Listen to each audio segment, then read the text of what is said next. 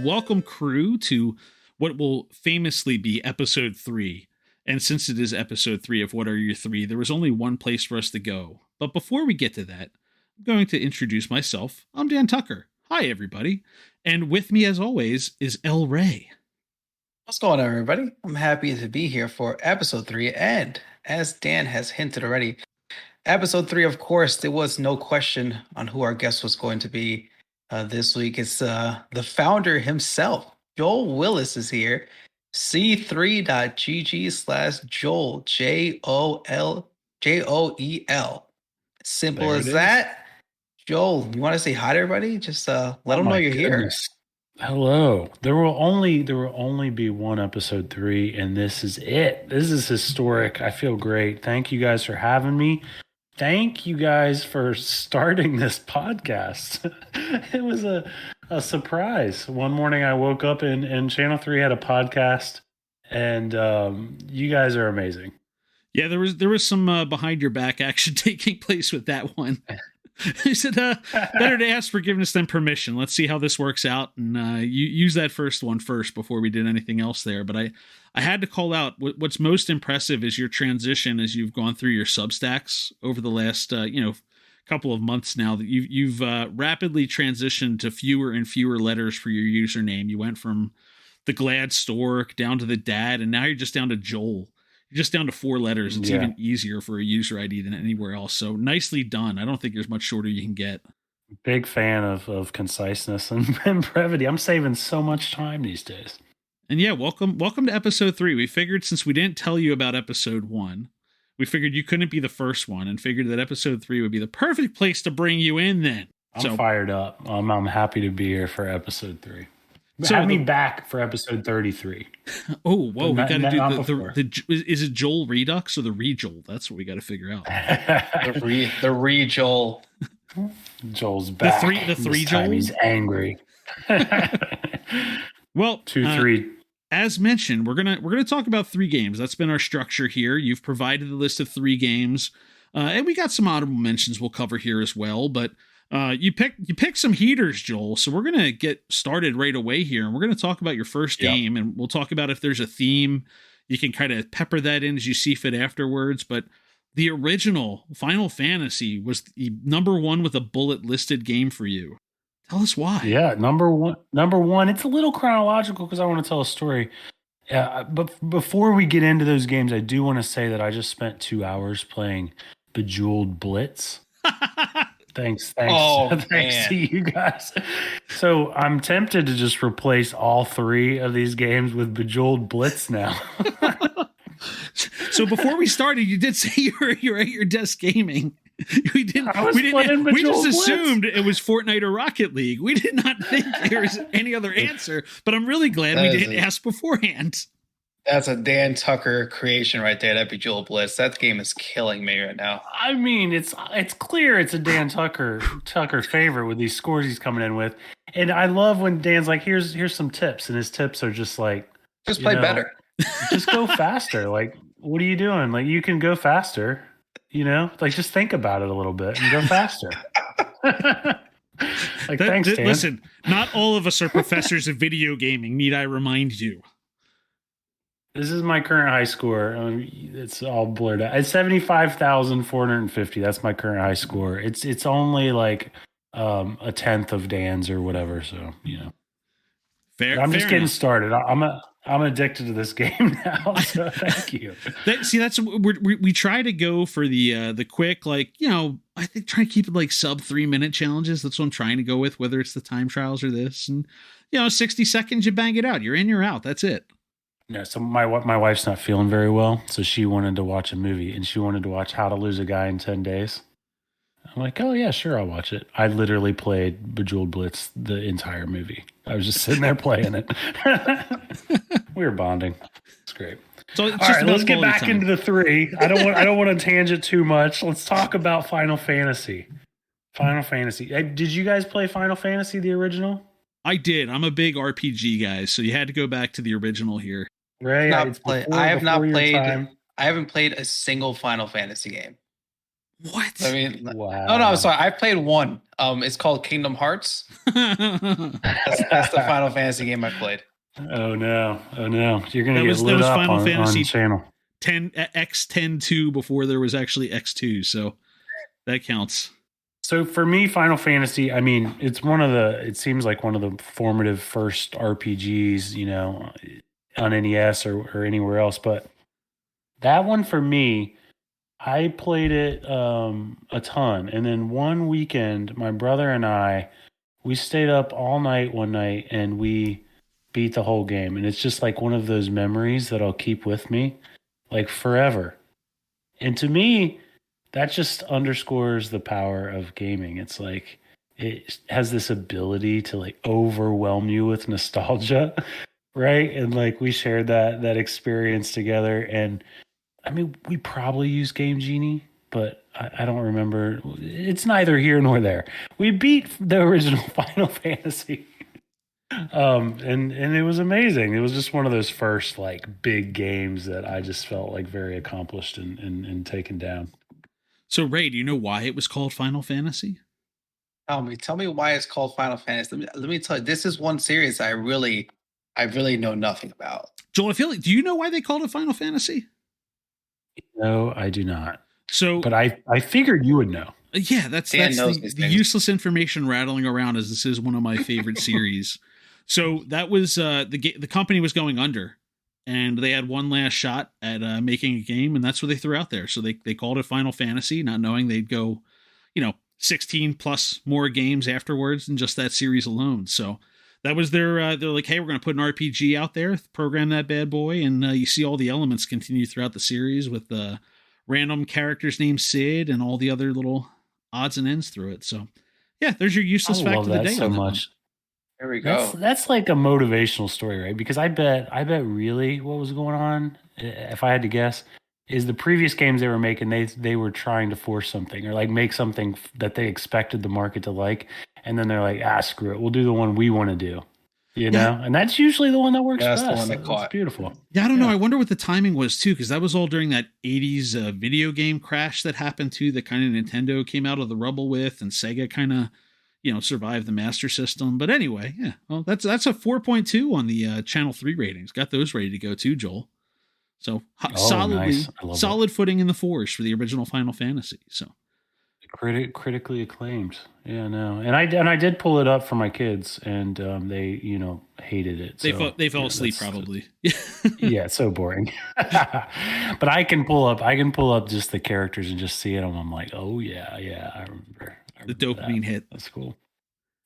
Exactly.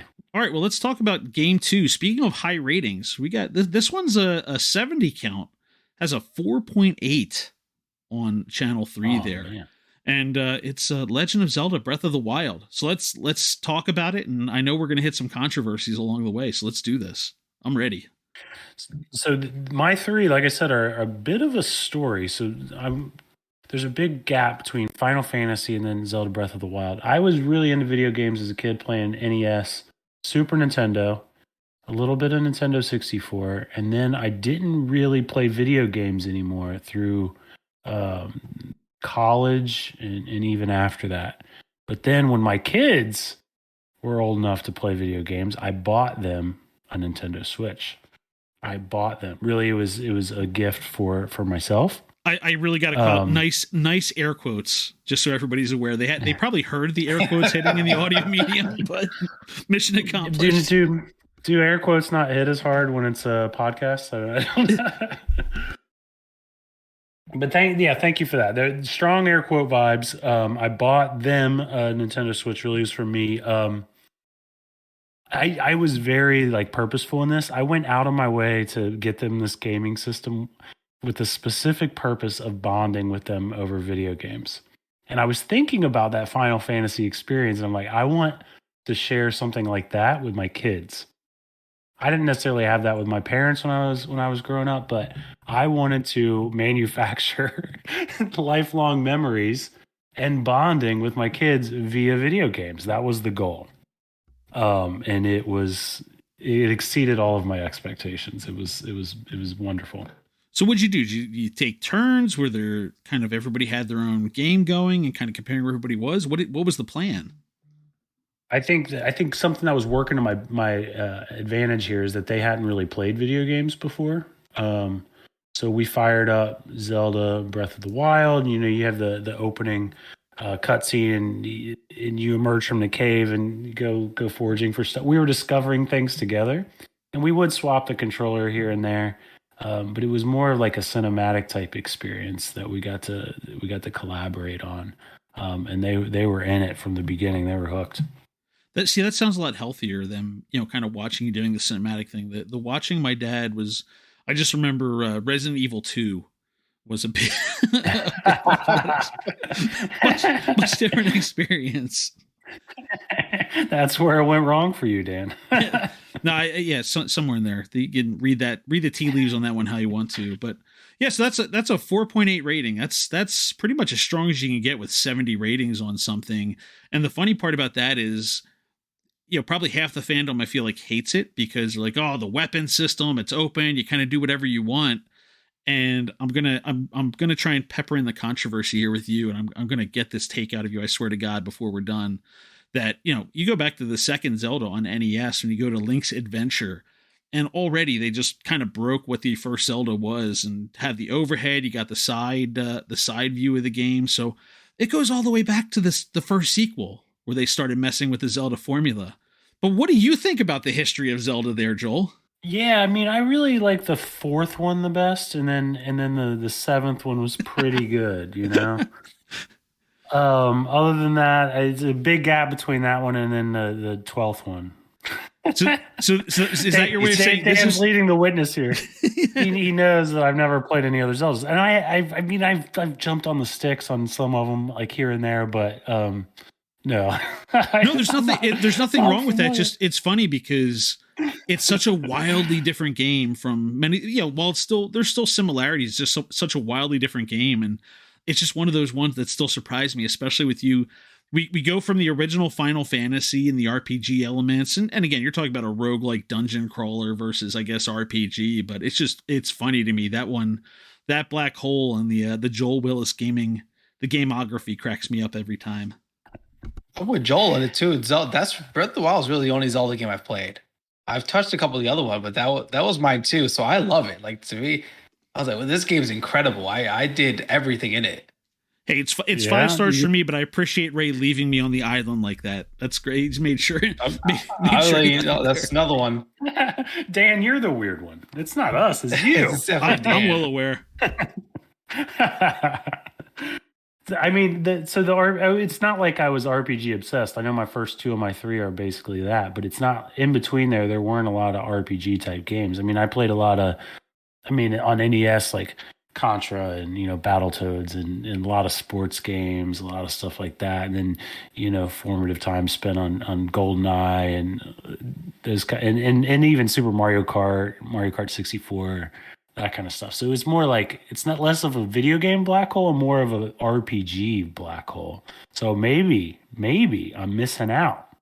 And you guys tell me which other type RPG game I should give a whirl.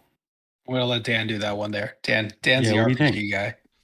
Tell him to play Chrono Trigger. That's an RPG, right? Well, that one's tough to find, but I was gonna say you got a Fire Emblem game coming up in January. I'd say that's probably as good a place as any. You got a lot of strategy in there if you like the strategy, because you don't just do the the move sets. You've actually got to plan out the battlefield, and while they've softened Fire Emblem a little bit, they don't have you can turn off the permadeath if you want, but basically like you can have your characters killed for good in that, but you got to move them around the field and kind of plan your strategy out and figure out, hey, who could potentially die if you don't do this right and you don't have them for the rest of the game. But yeah, hey, keep an eye out for Fire Emblem. I like that. That's a good suggestion. I'm in for that. And I was in a meeting about Channel 3 semi recently, and they're like, oh, well, it seems like this is more for online multiplayer games or whatever. They weren't obviously, embedded in it like we are, so they didn't know. But I disagree. Like I think Channel 3 has a lot of space for these rich open world single player storyline RPG type games, like I think there's more that we can do there, so I definitely think we should explore that. I think we have the space for it, so you're giving the space for people to talk about the games too. to openly talk about it. So you can talk about the games that you kind of love. It doesn't have to be I'm looking for someone to play with. I just want to share this experience that I'm doing on my own right now. Exactly. The experience is whatever, you can personalize your Channel 3 experience if whatever type of games you're into. But yeah. I need to get some more RPG experience for sure. All right. Well, I think people would have freaked out if this game didn't make your list at some point, Joel. But number 3 with it's 4.5 stars. It's one of the highest rated games or the most rated games on the channel. There's 13 quests dedicated to it already. And that's Rocket League. So we have to talk about Rocket League at some point. And Joel and the special octane skin that he's got going on. Rocket League is my favorite video game of all time. I am just a massive fan of it.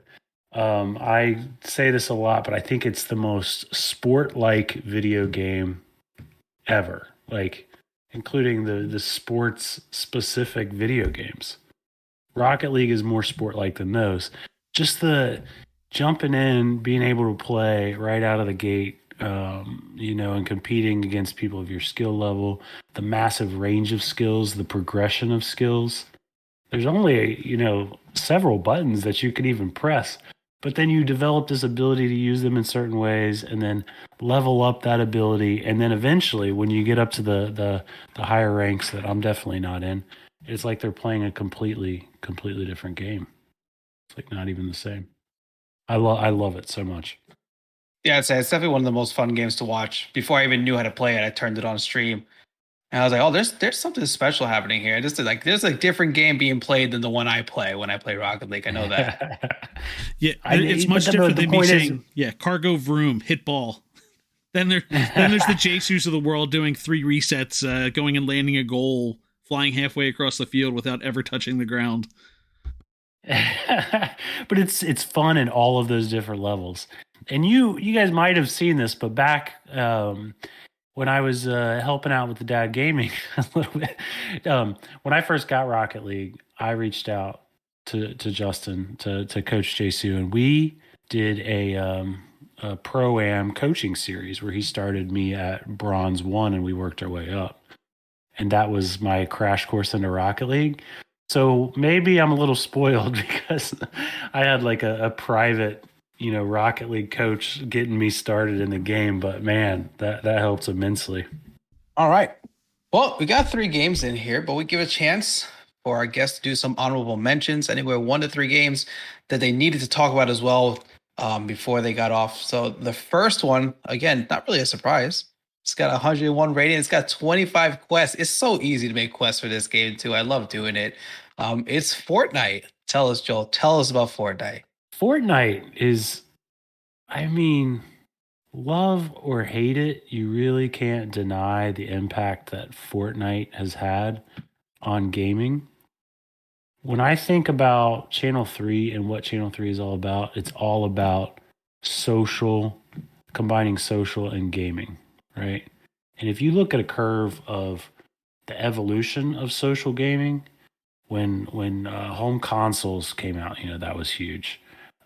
When Xbox Live and like online communication mechanisms came out, that was huge. But I think one of the biggest jumps is these massive phenom multiplayer cross-platform free-to-play games like Fortnite, because it really is very low barrier of entry, very easy to collaborate, team up, partner up, squad up, host custom matches, all that stuff.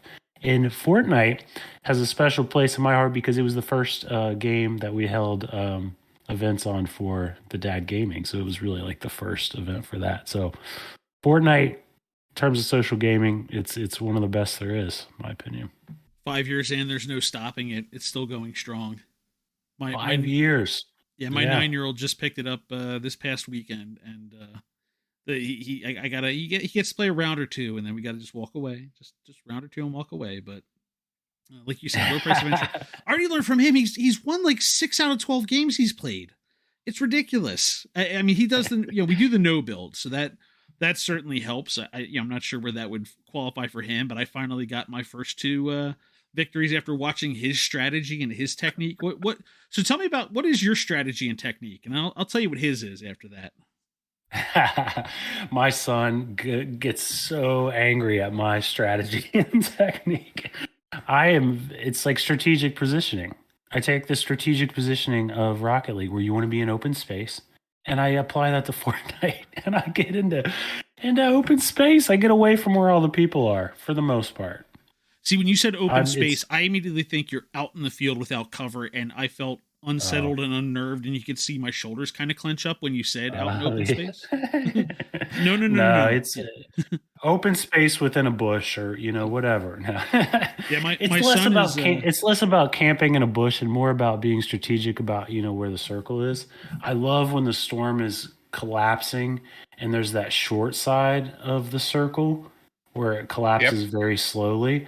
I love rotating short side because there's going to be nobody there behind you, and you can kind of flank in, and then you can see everything in front of you.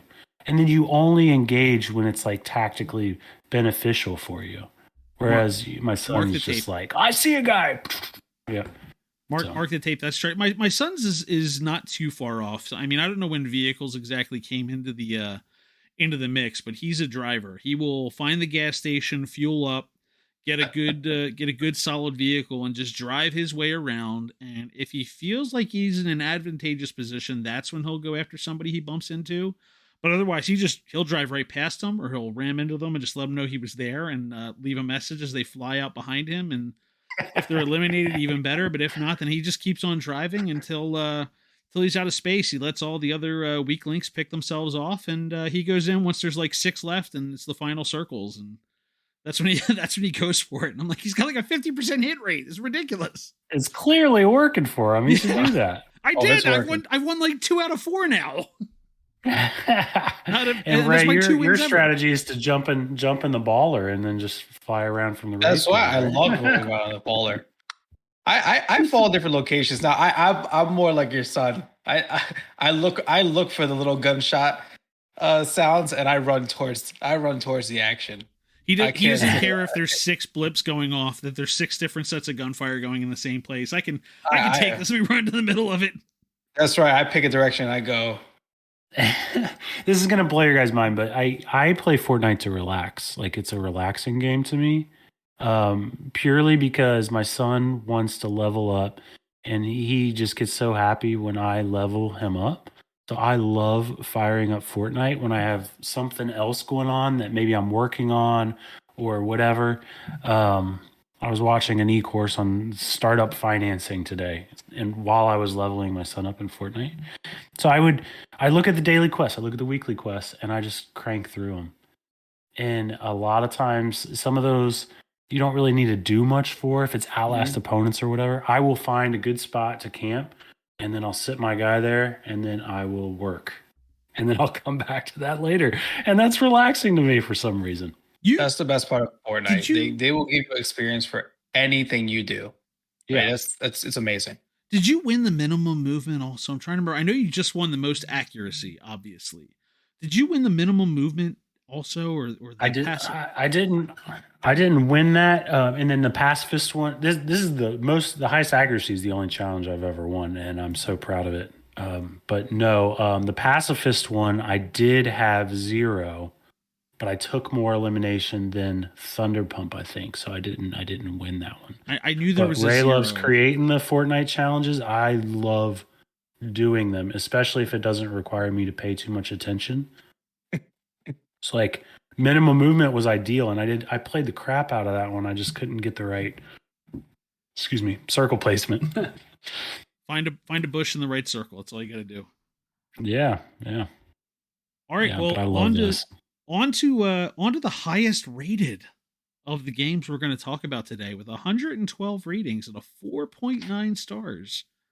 The highest selling racing game of all time. Let's hear it for Mario Kart 8. Oh my goodness. I mean, it needs no other introduction. Mario Kart 8, and a lot of these games, by the way, I am mentioning because of what they mean to me personally, like life experiences and stuff. So Final Fantasy growing up with my brother, and then Zelda bonding with my kids, and then Rocket League, meeting people through the dad gaming, all that. Mario Kart's another one of those. We had the Mario Kart League right out of the gate with the dad gaming. We just decided on this format: 4 weeks of regular season, 1 week of finals. And it's like on season 30, 32 or something now. It just blows my mind. It is surreal to me. But the power of that game and that game's community within the dad gaming is just it's really important, and really cool. You could put a gun to my head and ask me how I originally found the Mario Kart. I don't know. Maybe you made a post on the dad or the dad gaming or something like that about the Mario Kart group existing. And I wandered into Sunday nights, and, then I finally started wandering into Monday nights, and like, I see everybody's getting the voice chat notifications. Everybody's on there with that stupid Nintendo mobile app that was awful. And finally just started like crashing into the voice chat with you and Mickey and company on there on Monday nights. And it wasn't about the game. It was just about hanging out and everybody having a good time. Yeah, that's all it is. Like, man, if that's the whole foundation of everything we do with Channel 3 is like that power. It's like, it's so cool. But if we want to talk about the game, I'll say this: season 1 of the Mario Kart 8, I think it was in the dad gaming. I think I made it 200cc, and I think I left smart steering on because I didn't know any better. I was. Mario Kart's one of those things where people all think they're good at it, right? They're like, "Oh yeah, I'm good at this," and then you see what it's like. You're like, "Oh crap, it's another level." All right, well, I had no idea. I thought I could play Mario Kart, and then I found a dad gaming, and I realized I didn't know how to play Mario Kart. But now you do. Now you're solid. I know a little bit more now. So Ray, for you, what was it that made you level up your skills in Mario Kart 8? Because I have an answer to it too. I'm curious if it's the same. Mine was the time trials. Yeah. That was the biggest one. I did a couple of them for a while, and doing those trials made me figure out what I was supposed to be looking for when I ran the races. So that's the big one for me. That's it. You got to put in the work. It's the time I trials. remember doing, and we started time trials for the dad gaming with Mushroom Cup, and we worked our way through. And now we're doing Flower Cup for Channel 3. And I'm doing that because I remember spending hours on those courses in the early seasons of the dad gaming. And now I'm coming in and beating my personal record, with my very first race. Yeah, we've come a long way. All right, well, we talked about all of your 3 games. We talked about a couple of honorable mentions. Now we want to talk about a future game you're looking forward to, and following up to Breath of the Wild, Tears of the Kingdom. That's your future game you're looking forward to. It's on 15 lists for Channel 3. I think they're pretty much all anticipated lists from what I saw. So what are you thinking? We've had some teases. We've had probably like 45 seconds of game footage over 5 years. What do you think we're looking at here? I mean, I think that they should take the open world and expand it like 5x of Breath of the Wild. I think there needs to be sort of like world building within the world too, to get that online social aspect to it too. Imagine the Breath of the Wild map. Let's say 10x, but like there are different people within that in that world. We all have our own little space. We're all doing our own little thing. Bringing in that social interactive element to a Zelda game, I think would be a game changer. I'd love that. Yeah, and they did that a little bit. They have that one little city that you can put together in Breath of the Wild. So if you take that aspect and break it out, I think that alone makes it a huge game. Yeah. Like building upon like the concept of being able to like, tame a horse and name it. And yeah. I love that. I think that's so cool. Those Stuff details like matter. Stuff like that. But most of all, what I'm expecting my kids not to enjoy it as much, because when you purposely go out of your way to make memories with your kids, that usually doesn't work. It worked for Breath of the Wild, so my luck's probably run out on that one. But we'll see. We'll see. All right, so we always have a quest that we pull from our guest history, and they don't know which quest it's going to be. So, Joel, the quest, I picked this one because the answer you gave to it, I think it was a little tongue-in-cheek because you ended up posting that you got a 200 XP that morning as your answer. So the question is, what's your biggest video game tournament win, or best memory from a gaming tournament that you have? Oh man, what was my answer? Did I say you got legendary? You won the legendary XP that morning. I went back and looked. All right. This is tough to pick just one. All right. I did win the Dad Gaming Mario Kart League Season 6, I think. And that was amazing. I remember being just so thrilled. I think it was a bit of a fluke. It was not. I was there. I was there for that. It was not a fluke. It was tense. Okay. It was tense. Yeah. And he came out on top with a hard-earned victory. I feel like it's like I probably third partied. Like there were some battles going on, and I snuck in and got up in first. But that's not the one. That's not the one. The one is I won another season, but it was way later on, which means it's more meaningful to me because everybody was at that point grinding time trials. And it comes down to the last race, and it's me and Mickey wins. And I got first. I think he got like third or something, and I beat him by 1 point to win the season. And it was on Mickey's birthday. Mickey's the best. He's such a good dude, and he was so nice about it. But I'm like, I won by 1 point. Oh man, 2-time, and from that point on, I could always say I was a multi-time, multiple titles winner of the Dad Gaming Mario Kart. So that's the one. I'll say that one. It's a big win. I know those kart things are ridiculous. They've exploded now. There's 40-something people racing in them every week. So to win one of those is huge. To win 2, that's pretty. It's pretty legendary to have 2 championships in Mario Kart. There's not many. There's not many multi-time winners. It feels good, and I brag about these things to Laura, to my wife, and she doesn't give a crap. Nope. Yeah. But she's so nice. Like she just acts like oh, that's great or whatever, and she acts like she cares. And you thank her by sitting there playing Bejeweled Blitz for 2 hours while she's watching how to lose a guy in 10 days. That's your thing. I've seen How to Lose a Guy in 10 days a million. No, I've seen it like twice. But I mean, come on. That feels like a million. That's close enough. Listen, if you want to have separate movie discussions, I have an entirely different Slack chat for that. Let's live tweet How to Lose a Guy in 10 days. We could do that. Fun. Now, anytime there's a quest on Channel 3, I can play that quest and I can say that it's for work. Like I'm working. I have to work. So that's good. All right, Joel, you get a special question. I believe this is the first time we're actually asking this question here. What's your favorite Channel 3 feature? I mean, I know you make all the features while you're locked away in your cave, your underground bunker, coding away. Yeah. What's the best feature so far? Ooh. My favorite feature is usually the one that I just finished. And I move on to the next one. And then it's that one. So I'm gonna use that. I'm gonna say that. That's my cop out. And the one I've been working on.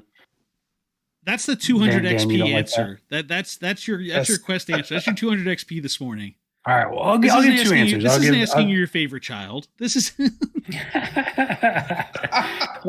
I'll give 2 of them. I'll give 2 of them then.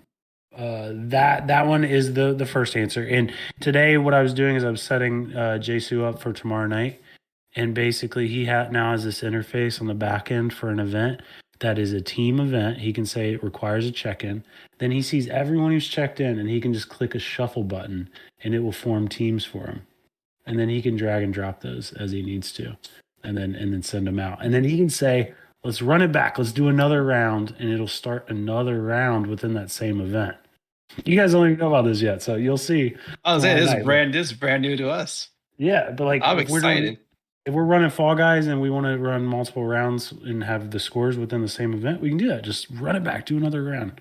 It was crazy complicated to code, so I was pretty happy with that one. All right, that's my cop-out answer. That was a good, legitimate answer. No, that's a good, legit answer now. That one works. Well, I'll say this other one real quick then. I'm fired up at Quest of the Day and the weekly challenges. Having that front and center keeps people like jumping in there, and the more people we get involved with those things, the more fun that it is to me. So the fact that every day I do this, and it seems like other people do too. The first thing I do when I wake up, play the mini games, and then look at the Quest of the Day. It's my favorite. It's the best. I love the Quest of the Day answers. That's probably my favorite part right now, because I'll come home and when I finally settle in like 7, 8 o'clock, and I look to see the list and see all it, because we get so many different kinds of answers. It's my favorite part. Yeah, and we can take that next level too. Like if you're able to imagine there are thousands of answers, and you're able to sort by, highest performing or people that you're friends with or like all that stuff. When we get there, it'll be awesome. I mean, it already is awesome, but it'll be awesome.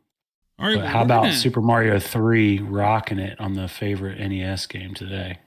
Yeah, 34%. Just crushed. There's nobody's even close. It's in the 30s. It wasn't close. Yeah. Nobody else is under 10%. All right. Well, we're going to say thanks at this point. We're going to remind everybody, hey, the easiest place to find you. We're pushing everybody to the c3.gg links, and you go to c3.gg/Joel, Joel. No, I almost did it. You did that. Joel's name is spelled wrong. It should be Jole. Joel doesn't make sense. I don't know why that happened. I can't say it. The best part is I've got to leave it in because I keep talking over it. So we got to go with it. Oh, that one's going to have to stay. Joel. Joel. Cut that. Find him. Hey, you guys want a real personal fun fact? When I was growing up, I went by Joey all the way through high school. I didn't go by Joel, which is my real name, until college. So you added a syllable. You had a nickname that was longer. Thank you. I hated it. I thought it was the dumbest thing. And like later in life, I'm like, why did they do that to me, my parents? And I promised that when I had my kids, I would not give them a name that would be shortened. Joel. Joel. There we go. You got it. And find the podcast here, c3.gg/podcast. They're dropping Wednesday mornings, 3:33 a.m. Eastern on all the majors, Spotify, Google Podcasts, Apple, Amazon. If it's not somewhere and you want it to be somewhere, let us know and we'll find a way to get it there. I'm El Ray, the Dan Tucker host this thing. Joel, the founder, was here. Take care, everybody.